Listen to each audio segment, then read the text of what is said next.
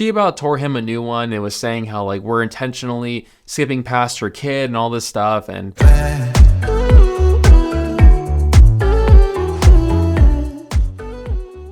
considering I have been involved in the speed cubing community for just about maybe 17 years or maybe even a little more at the time of filming this video, I started cubing in 2006 and started competing in WCA sanctioned competitions shortly after. So I've seen a lot of stuff over the years, some good, some bad, some weird, and about everything in between. But we recently moved to Las Vegas about a year ago, as most of you know by now. And one thing we've been doing here is a lot of cool, like local competitions and opportunities for, cubers and people that are looking to get into cubing to do so and do it in a free and fun way. We were approached by a local business who is kind of specializes in hosting events. And so they said, hey, we heard that you're pretty much the speed cubing guys in town, and we want to do a Rubik's Cube event, a competition. So can you help us? So of course I was more than happy to help, lend my expertise wherever I could. And next thing you know, we are hosting a competition and just sort of a cubing hangout. So you can learn how to solve the cube, you can ask questions, you can learn how to get better, all that sort of stuff.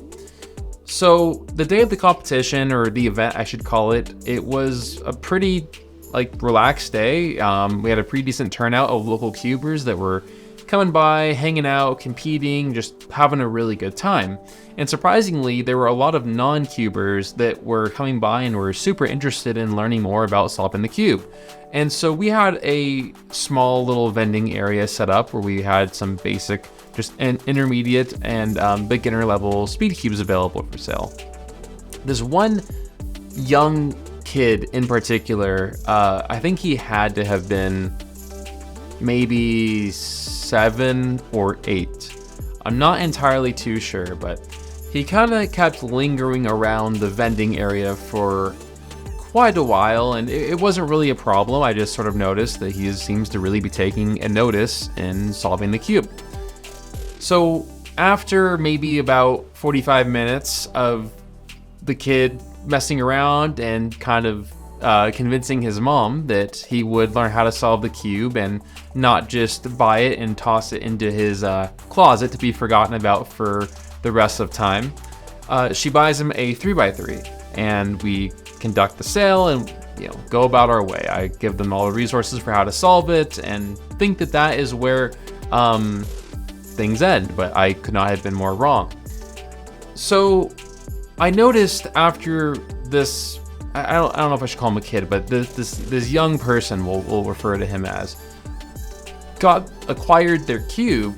They were doing the classic are you, so right layer up, top layer left, just over and over and over again, starting from a solved state, and would find that it would eventually resolve the cube after dozens of cycles. I don't even know offhand how many cycles it takes, but I can tell you it is quite a bit. So I just kind of chalk it up as new young person learning how to solve the cube and just messing around, having fun, no big deal. About another hour goes by, and at this point I'm now helping with the competition logistics. So we're up on the stage and there is a crowd of people that are watching and having a great time. We have people that are solving anywhere from 10 seconds to 20 seconds, 30, 40 and above.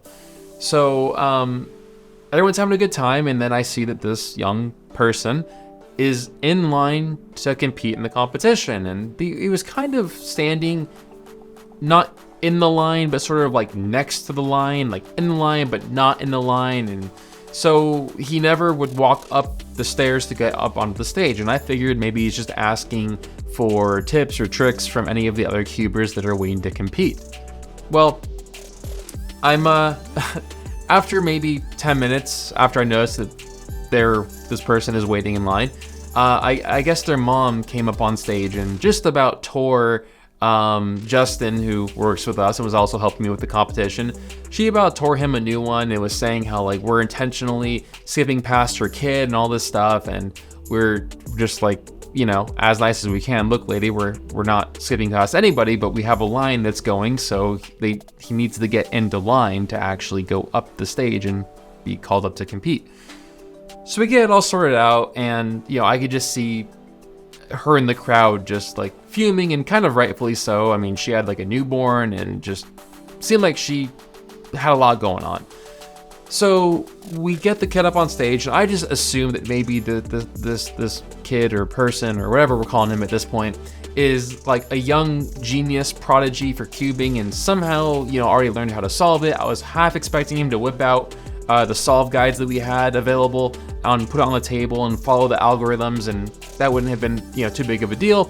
We just were doing an informal just competition for fun anyway. Well, I got to be the lucky person that was judging the race between this young person and an accomplished speedcuber that was solving in about 15 seconds.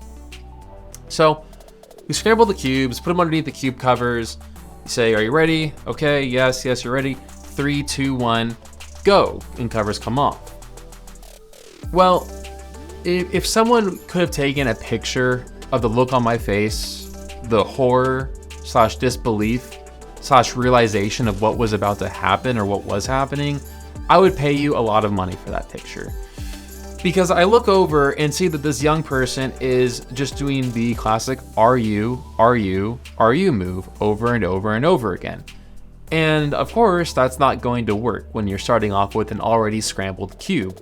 So my mind is already going a billion miles an hour, and I'm already thinking, oh man, this is gonna be an embarrassing moment for this young person who's on stage in front of a pretty sizable crowd with his mom watching, who he's at this point convinced that he can solve the cube, and she thinks that, he's young genius and oh man, he's so awesome, and I'm sure he is awesome, but he wasn't able to solve the cube. So I am stressing out, trying to figure out how can I get this kid to solve the cube on stage within a reasonable time so he's not getting smoked by the person next to him who's solving it in 15 seconds, and have this kid be able to sort of have a shred of dignity left over and not just be embarrassed and possibly start to cry, and then I have an even angrier mom on my hands. So I decide to sort of guide this person through the solving process while on stage. Not going well, so ultimately I just solve the cube really quick and then do maybe 24 or 3 dozen are you moves, and I'm hoping that he'll just get through it. Well, just when I thought that I was at the end of the tunnel, no, of course he misses a move and does like an R prime and just keeps going. So now we're back to square one.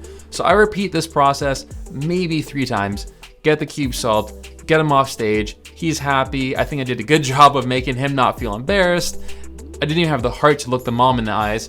And I think, okay, well, maybe that was a lesson learned. I encourage him, hey, if you want to learn how to actually solve the cube, here's a tutorial. I'm happy to help teach you. There's other people around that will teach you. So, to my surprise, he gets back in line. And pretty much throughout the day, I kept having to get this kid to perfect the art of the are you move. And, he was having fun, which is all that really matters. And somehow, some way, I was able to get through the day without this kid having an emotionally scarring moment. His mom was happy and even gave me a side hug at the end of the day.